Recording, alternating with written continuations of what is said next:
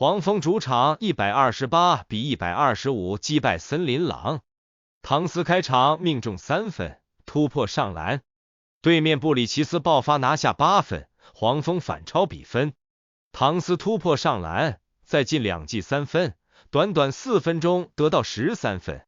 榜眼秀布兰登·米勒也爆发，突破、中投、3分都有。亚历山大·沃克连得5分。此后唐斯再次爆发，个人独得9分，短短9分钟得到22分。布里奇斯连拿2球，首节得到13分，黄蜂追到32-34。第二节布兰登·米勒连续突破得分，很快个人得到15分，带领黄蜂反超。唐斯再次登场，上来就是4记3分加扣篮。他前16投14中，3分球8投8中，得到41分，帮助森林狼领先11分。鲍尔带队打出一波高潮，黄蜂半场追到64-69。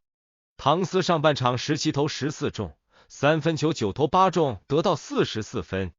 下半场开打，唐斯抢下9分，个人得分突破50分。布里奇斯、米勒联手咬住比分，爱德华兹连突带投拿下5分。唐斯再进3分，森林狼一波14-2高潮，领先到18分。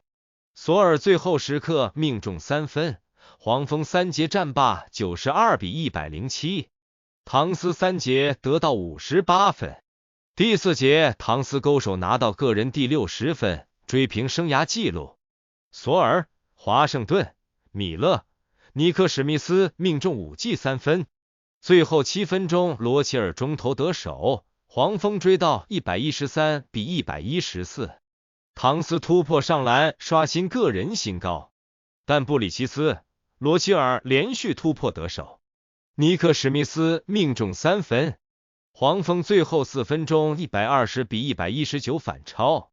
此后罗齐尔、米勒连进高难度中投，最后不到2分钟，黄蜂126-121领先。亚历山大·沃克、爱德华兹4罚全中，最后39秒追到125-126。保尔错位单打戈贝尔被封杀，留给森林狼12秒。